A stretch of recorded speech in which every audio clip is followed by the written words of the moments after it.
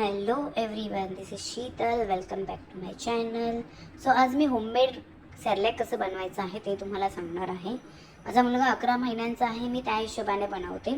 So त्यासाठी मी आधी घेतलेले आहेत तांदूळ मी 4 ते 5 वाटी घेतलेले आहेत. त्याच्यानंतर मग मी घेतलेलं आहे मुगाची डाळ पण तुम्हाला 1.5 वाटी घ्यायची आहे. म्हणजे मी मोस्टली 2 वाटी घेते, पण थोडंसं आता सध्या गरमीचा महिना आहे त्यामुळे हे सगळे गरम पदार्थ आहेत म्हणून मी कमी कमी घेतलेलं आहे. सो नाचणी पण आहे, नाचणी पण तुम्हाला 1.5 वाटीच घ्यायची आहे कारण की नाचणी गरम असते.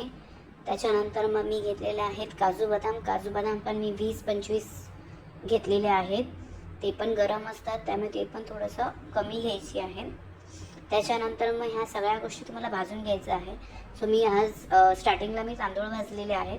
तांदूळ थोडेसे लालसर, जास्त नाही, थोडेसे लालसर भाजून घ्यायचे आहे. त्याच्यानंतर मग मी मुगाची डाळ भाजून घेतलेली आहे. 5 ते 7 मिनटं, मॅक्स टू मॅक्स 7 मिनटं तुम्ही भाजून घ्यायचे आहे, ते पण मीडियम गॅसवर. त्याच्यानंतर मी नाचणी भाजून घेतलेली आहे. त्यानंतर मग मी काजू बदाम आहेत, ते काजू बदाम भाजून घेतलेले आहेत.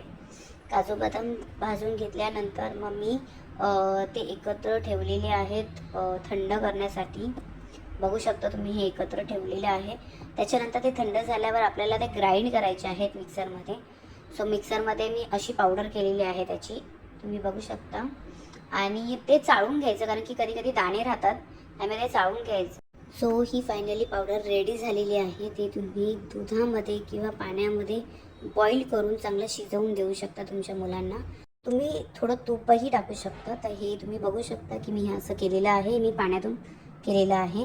सो व्हिडिओ आवडली असेल तर लाईक करा, सबस्क्राईब करा आणि शेअर करा. Thank you so much.